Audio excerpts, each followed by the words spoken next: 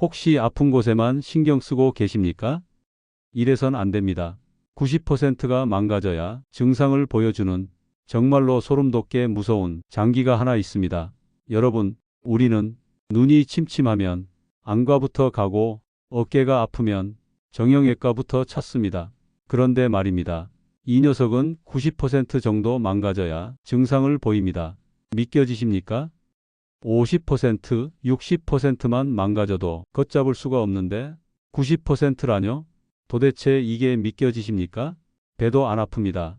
열도 안 납니다. 기침도 없습니다. 아무 말도 없이 몸 안에서 천천히 확실하게 무너집니다. 어떤 장기일까요? 바로 콩팥입니다. 콩팥은 말이 없습니다. 콩팥은 그래서 침묵의 장기라 불립니다. 그 조용한 장기 하나가 문제를 일으키면 온몸이 병들기 시작합니다. 물처럼 빠져나가야 할 노폐물이 몸 안에 고입니다. 숨이 차고 몸이 붓고 입맛이 떨어지고 잠도 안 옵니다. 그런데도 대부분의 사람은 나는 괜찮아 그렇게 착각합니다. 왜냐고요? 소변만 잘 나오면 다 정상인 줄 알기 때문입니다.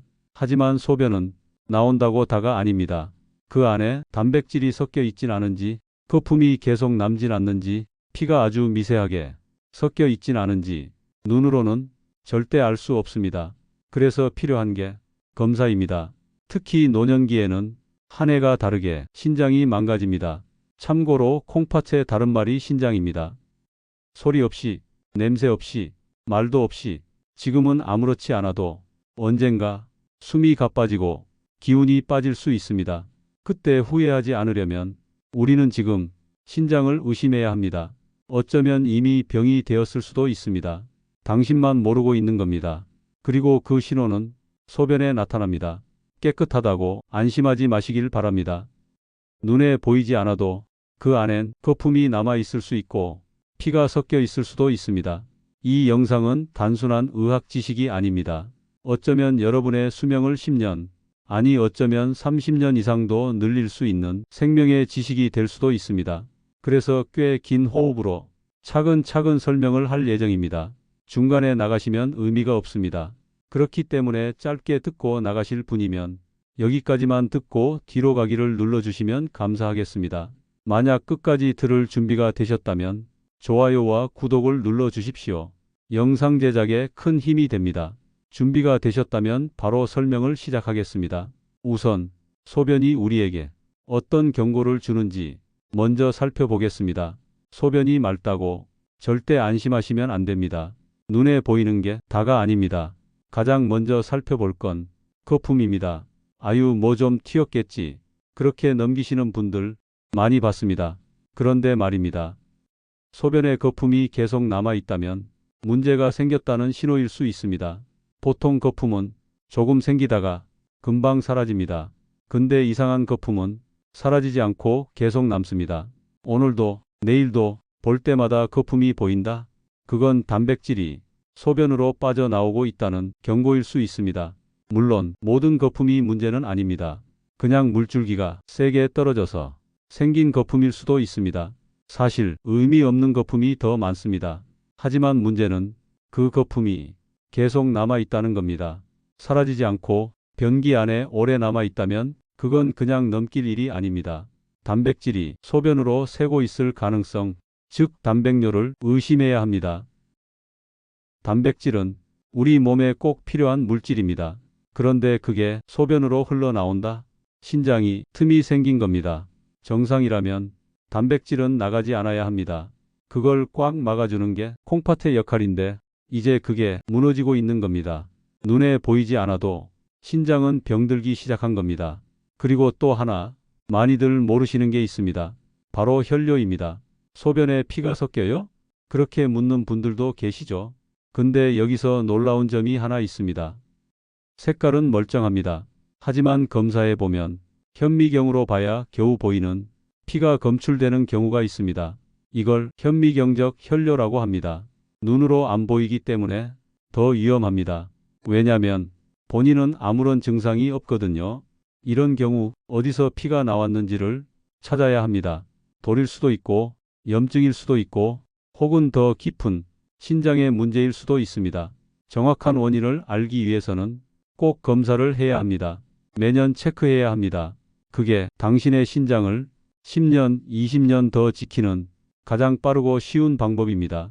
거품이 사라지지 않는다면, 피가 숨어 있다면 신장이 보내는 무서운 경고일 수 있습니다. 절대 무시하지 마십시오.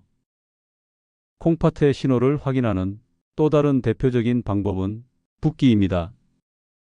아침에 일어나 보니 눈이 퉁퉁 부었다던가 양말 자국이 하루 종일 안 빠지는 부종, 가볍게 넘기고 계시진 않습니까? 많은 분들이 물을 많이 마셔서 그런가? 요즘 짜게 먹었나? 그렇게 생각합니다. 맞습니다. 염분 때문일 수도 있습니다. 심장 때문일 수도 있죠. 하지만 가장 무서운 원인 중 하나는 콩팥입니다. 왜냐고요?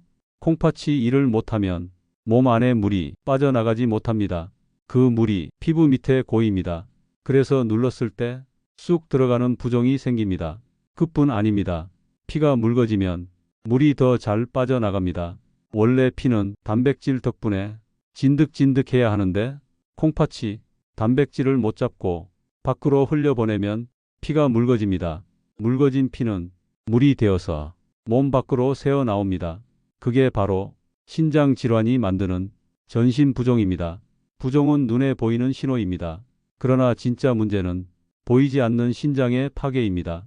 물론 간이나 심장의 이유 때문에 붓기도 합니다. 하지만 콩팥이 원인인지 아닌지를 확인하려면 소변 검사를 해보십시오. 이걸 보면 이 붓기가 콩팥 때문인지 쉽게 알 수 있습니다. 요즘 몸이 자꾸 붓는다. 그 말 안에 당신의 신장이 지쳐 있다는 경고가 숨어 있을 수도 있습니다. 절대 무시하지 마십시오. 소변에 거품도 있는데 몸까지 붓고 있다? 하나만 있으면 그냥 그러려니 할 수 있지만 두 가지 증상이 동시에 나타나고 있다면 이건 정말 콩팥 건강에 대해 한 번은 의심해 봐야 합니다. 여러분, 대부분의 사람은 콩팥 하면 소변 만드는 장기라고 생각합니다. 맞습니다. 콩팥은 소변을 만듭니다. 여기까지 들은 분들이라면 이제는 아시겠지만 당연히 그게 전부는 아닙니다. 오히려 그건 콩팥이 하는 수많은 일 중에 하나일 뿐입니다. 이제부터 콩팥의 진짜 역할을 하나씩 알려드리겠습니다. 첫 번째, 몸 안의 소금과 전해질 조절. 우리가 짜게 먹으면 어떻게 될까요? 몸이 붓고 혈압이 오르고 피가 끈적해집니다. 그걸 조절해 주는 게 콩팥입니다. 소금을 내보내고 칼륨을 조절하고 우리 몸을 미세하게 맞춰주는 정교한 과학자 같은 장기입니다. 두 번째, 피를 만들라고 명령하는 장기. 피는 골수에서 만듭니다. 하지만 피 만들어라.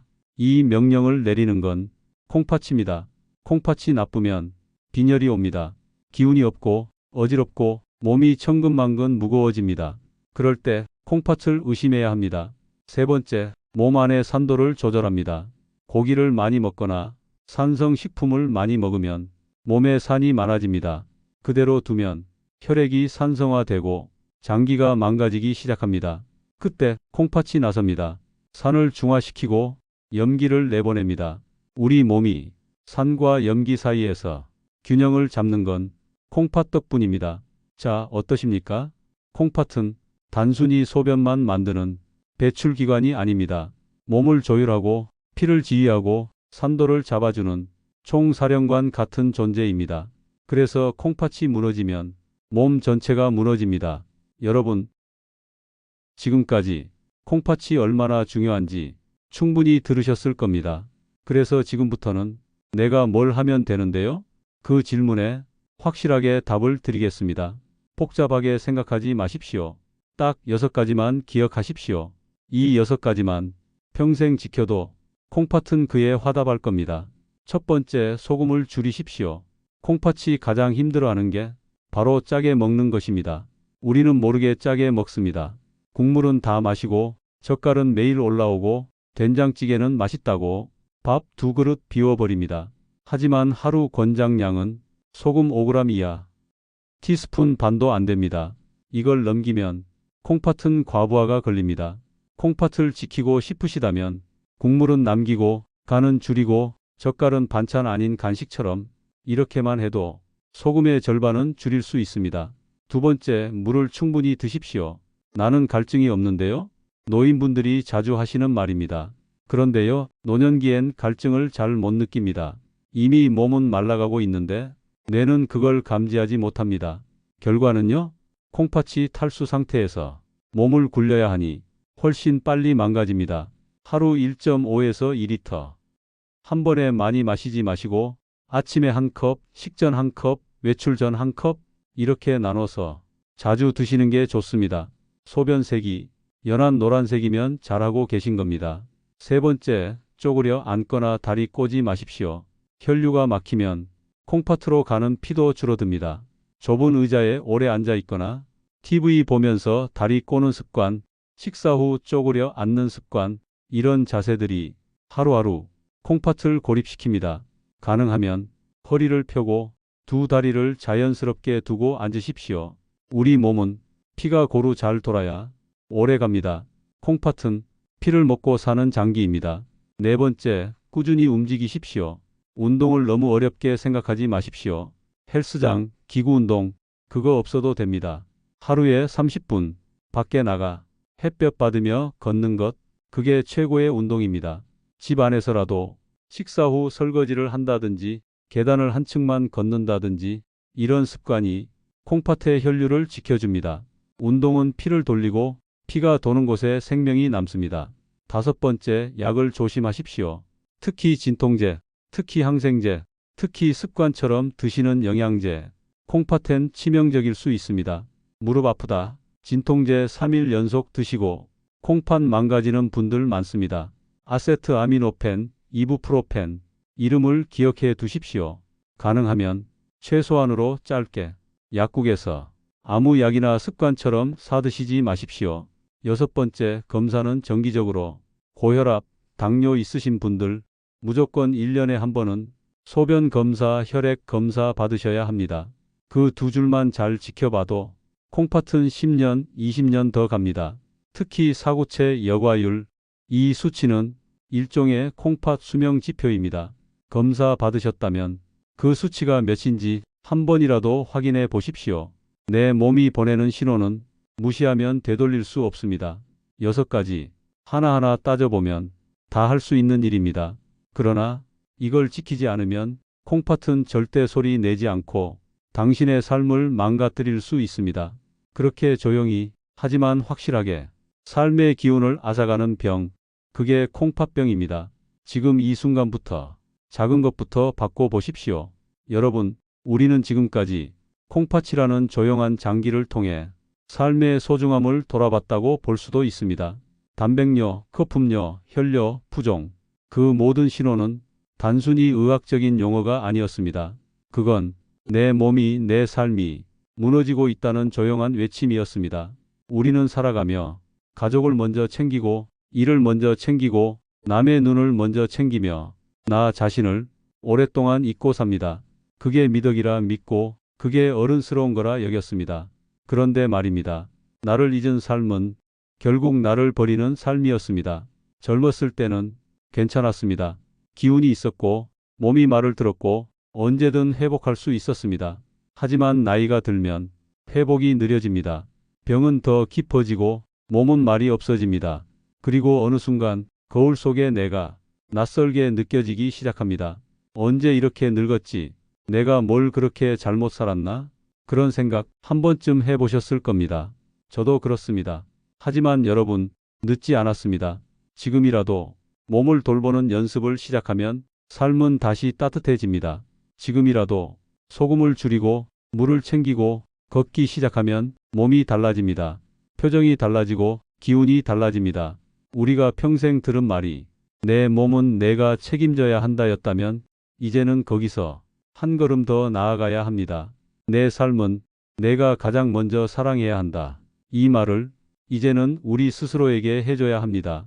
혹시 혼자 살아오셨습니까? 자녀 없이 은퇴하셨습니까? 혹은 가족이 있어도 마음 둘 곳 없이 지내고 계십니까? 괜찮습니다. 우리가 우리를 충분히 지켜낼 수 있습니다. 왜냐고요? 우리 몸엔 수많은 장기들이 아직도 묵묵히 당신을 위해 일하고 있으니까요. 콩팥도 그중 하나였습니다. 이제는 누군가의 보호를 바라기보다 스스로를 보호하는 지혜로운 사람이 되십시오. 아침 햇살을 받으며 걷고 국물은 남기고 물을 챙겨 마시는 그 순간이 당신을 더 존엄하게, 더 깊게 살게 할 겁니다. 이 영상은 그냥 건강 정보가 아닙니다. 이건 당신 삶의 태도, 삶의 존엄, 삶의 방식에 대한 이야기입니다. 건강은 병원에서 나오는 게 아니라 습관에서 나옵니다. 이제 마지막으로 이 말만 남기고 긴 여정을 마치고자 합니다. 하루에 한 번 이 말을 꼭 해보십시오. 나는 나를 사랑한다. 나는 내 몸을 지킨다. 나는 내 삶을 지킬 수 있다. 이 세 마디는 의사가 주는 약보다 더 강력한 회복의 힘을 당신에게 줄 것입니다. 감사합니다. 그리고 정말로 잘 오셨습니다. 이것으로 마치겠습니다. 좋아요와 구독을 눌러주시면 앞으로도 더 좋은 정보로 찾아뵙도록 하겠습니다.